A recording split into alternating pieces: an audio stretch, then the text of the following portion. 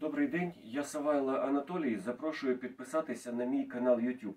Якщо ви плиточник, запрошую в закриту групу Viber. Якщо ви замовник і шукаєте найкращих майстрів, запрошую в групу Telegram Плиточники України. До вашої уваги хочу розповісти про паркетки для плитки. Це досить незвичне рішення, але воно має місце на існування. Я особисто маю негативний досвід по використанню паркетки Makita 4101, ну і її зараз вона замінилась на 4100. Але у кожного майстра, у кожного плиточника свій особистий досвід. І деякі плиточники приділяють увагу таким паркеткам доволі багато часу, їх доводять до ума і вони працюють. Але це тільки особиста майстерність майстра. Ну і економія, якщо він хоче зекономити. Зараз детально розповім про ось таку паркетку. Ну, як на мене, якість, ціна, функціонал – це просто, як на мене, ідеальний. Звісно, є товари і інших виробників, але Шеджинг, скажімо так, спеціалізується на плитці, і тому він знає, яку паркетку і як її зробити для використання для плитки. Але перед цим хочу звернутися до росіян. Вас на моєму каналі 7% ще. Пішли вон з мого канала. Пошли вон с моего канала. Вам не место в цивилизованном мире. Вам уже бесполезно что-либо объяснять.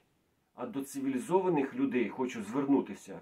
Якщо бачите росіянина, вказуйте йому місце, там, де його російський корабель. Руський корабель. Так ось, ця паркетка називається Шеджинг 9320. Які в ній переваги? Головна її перевага – це ціна. Ціна просто неймовірно низька.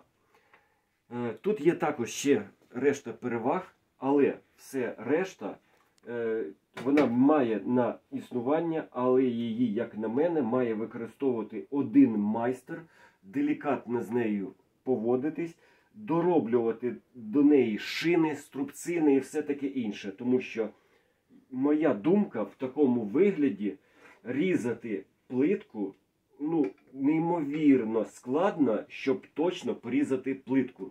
Звісно, якщо вам не треба точність, і якщо відхилення у вас 2-3 мм це норма для якихось грубих робіт прямо і під кутом 45, то вона має на існування, бо ціна, ще раз кажу, неймовірно низька.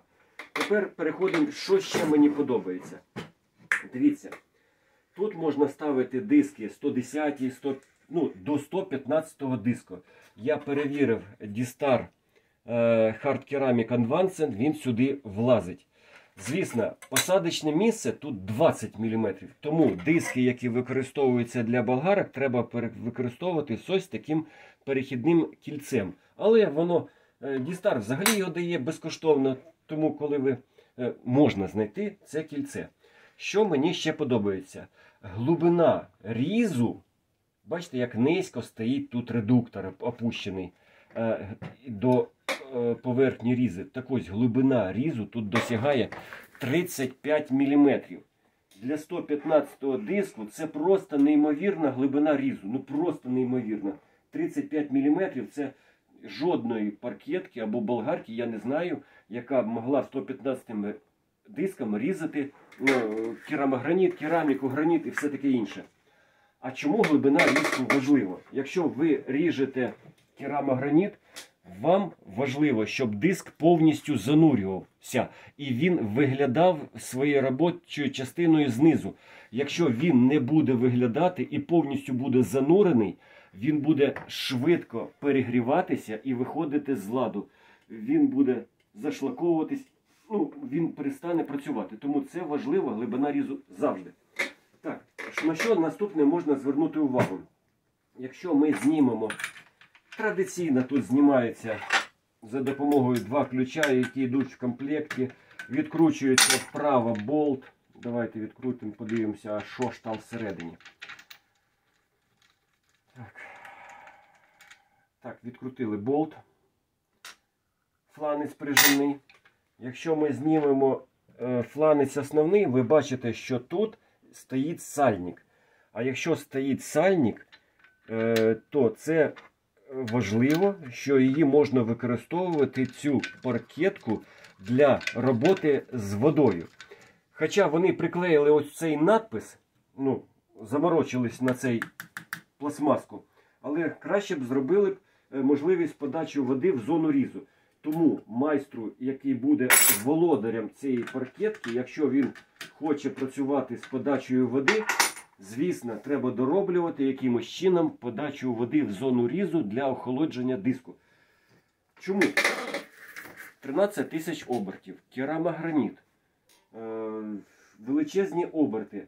Звісно, охолодження дає, мінімалізує сколи. Раз, ресурс диска буде більше, якість роботи буде краще. Але, звісно, з'явиться вода, її треба кудись дівати, прибирати.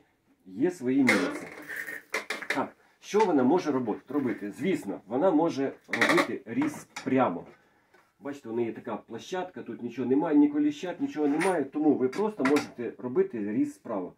Звісно, краще поставити якусь приспособу, якусь шину з боку, щоб ви могли впиратися, бо рукою так неможливо, скажімо так, зробити прямий різ без інших приспособ. Чому неможливо?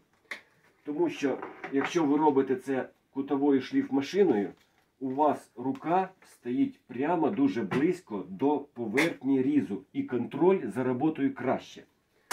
Якщо ви ріжете порізами спеціалізованими, якщо ви не хочете, якщо ви професійний майстер, ви не економите на інструментах, то, звісно, вам треба купляти паркетку, яка вже йде з шинами, в якій є приспособи, на які можна вставляти паркетку і рухатись вже і не контролювати рух.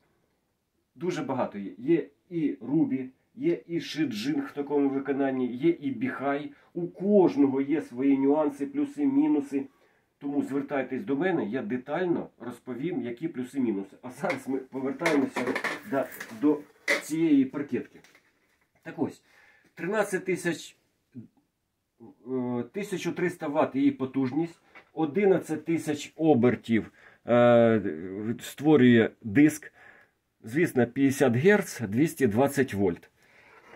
Що ще можу про неї сказати? Що у неї можна регулювання проводити по висоті пропилу. Бачите, тут фіксується. Звісно, матеріали, ну, тут все зроблено просто. Я сподіваюся, що і надійно. Дуже просто, надійно, але матеріали дуже тоненькі. Ну, я сподіваюся, що вона буде в руках одного майстра працювати.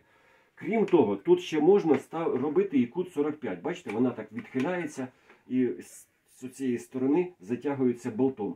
Ну, скажімо так, повноцінний агрегат, але економ класу. Якщо ви подивитесь, тут навіть кнопка пуску має в резині. Це значить, що вона захищена і, в принципі, що цей інструмент створений для роботи з водою. Дуже якісний кабель. Дивзахисту, яким обладнані професійні машини. Ну, бачите, оце професійний дивзахист. Ну, оце дитячий захист у Шиджинга. А цей Шиджинг взагалі не обладнаний ні дивзахистом, ні вилка йде не європейська, а китайська. Тому, звісно, треба докупляти перехідник.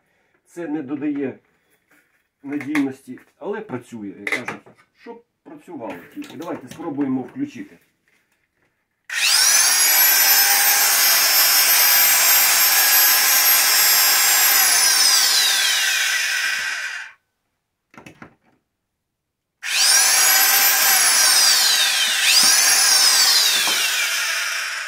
Ви бачите, що тут немає ніяких захистів, ні від повторного включення, немає плавного пуску, нічого тут немає. Але це, в принципі, не потрібно. Є кнопочка, яка фіксує для довготривалої роботи.